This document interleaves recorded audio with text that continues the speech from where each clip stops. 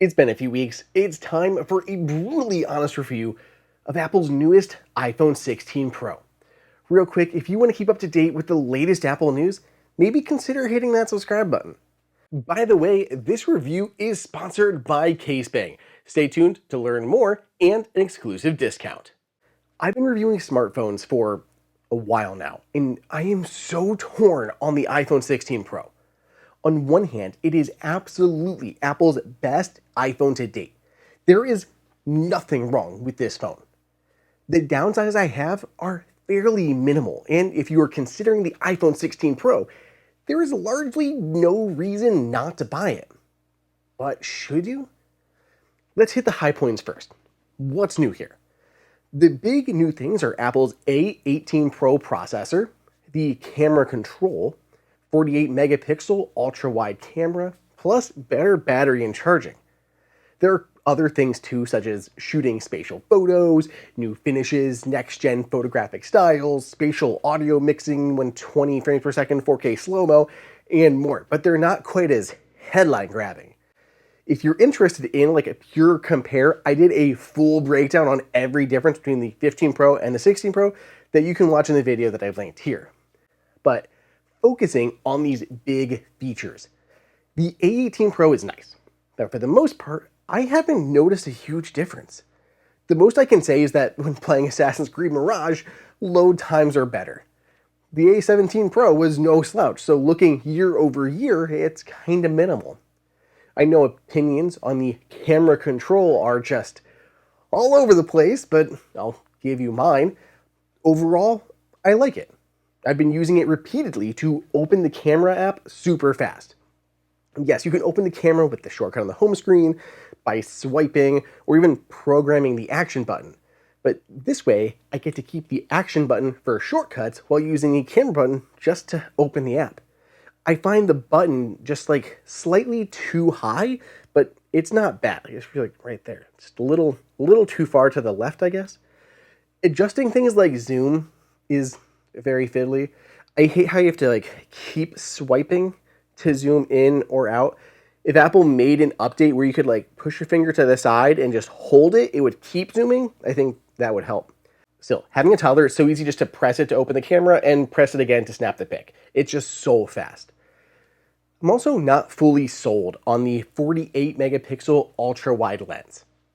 Yes, the higher resolution is welcomed, but the sensor is effectively the same size, so more pixels in a smaller or a similar amount of space. It means when it comes to low light video, there's still a decent amount of noise. This is something I'd like to see improved upon in future models. Battery and charging actually made a big difference to me. And I'll tell you why. When getting a new iPhone, it also means you get to decide on a new case, and there are a lot of great options available. But here, I want to highlight one in particular, my sponsor, CaseBang.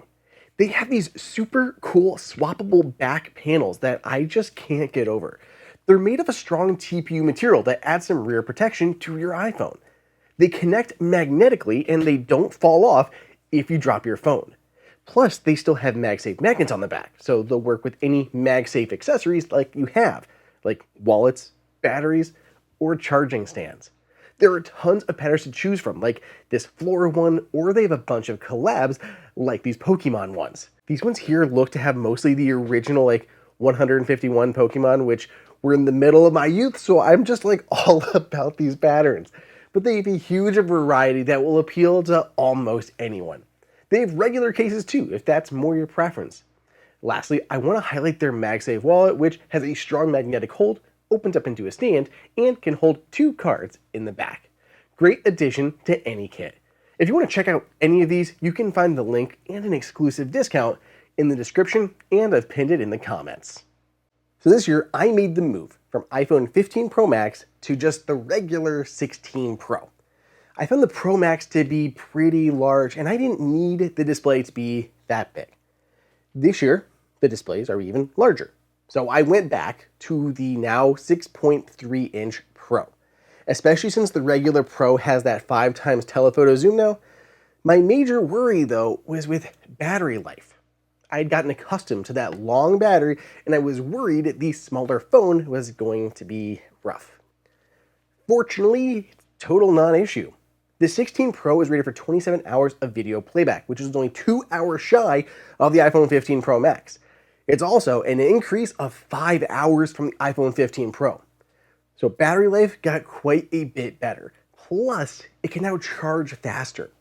Wired charging is up to 45 watts, and MagSafe is up to 25 watts, if you're using Apple's newest charger at least. Between those changes, I haven't worried at all about battery life.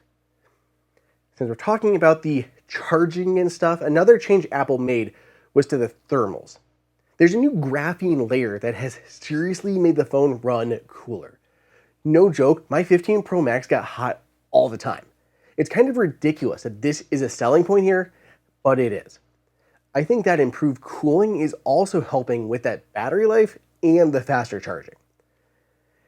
Finally, one more new thing that has been a game changer. The new dimmer screens. Yeah, dimmer. See, they get as bright as they did before, but now they have a new minimum brightness. Apple Watch has had this for years. You may have noticed it if you looked at your watch while in theater mode and it's like very, very dim. Now that's coming to iPhone. What that means is I can sit in bed and play games or read without disturbing my other half. The same goes for my kid at night. He wasn't feeling the other day and he just crashed in my arms and we're just sitting in his room, but I could scroll through on my phone without the light waking him up. Where was this at 2 years ago when he was a baby? Wish it was around then. Before, I briefly mentioned the larger display. I'll tell you now, you won't notice it. No joke. It's so small that unless you have them side by side, it's still just the same sizes. 0.2 inches on the diagonal is negligible in the width and the height. I also wanted to talk about Apple Intelligence. People are incredulous that Apple is advertising that as a flagship feature of this phone without actually having this feature. It's true. At the time of this video, Apple Intelligence is still in beta, and many of the features won't be arriving until even later this year or throughout 2025. I get the frustration in that, but at the same time, it's kind of like the icing on the cake for me. The cake is still good, just better with icing. And anyone can join in that beta if you want to try the features out. But the first round of these is imminent. They'll be out by the end of October, so they may even be out of that by the time you're watching this. Have you tried any of the Apple Intelligence features yet, whether they're out or in beta? If so, sound off in the comments. Okay, I know I feel like I'm waffling a lot here, so what's the final verdict? The iPhone 16 Pro is great. It's a fantastic phone with a lot of kind of small but welcomed changes. The biggest thing I'd say is that the iPhone 16 is also very good. It has the A18 chip that's got very similar performance. It has the camera control, the action button, better cameras, Apple Intelligence, and frankly, more fun colors. I've been saying since the iPhone 16 launch, it's okay to just get the 16 or 16 Plus this year. If you have the extra money to spend and care about the cameras more, go for the Pro.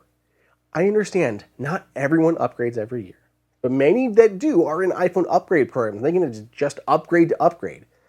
This year may not be the biggest of upgrade years, but it's still a hell of a good smartphone. You won't regret getting it, unless maybe you paid full price and you're coming from an iPhone 15 Pro. But that's just my opinion. Let's hear yours down in the comments. Thank you again to CaseBang for sponsoring this review. You can learn more about all their products at the link in the description, and don't forget to use our exclusive discount for more savings. Otherwise, subscribe, and I'll catch you in the next video.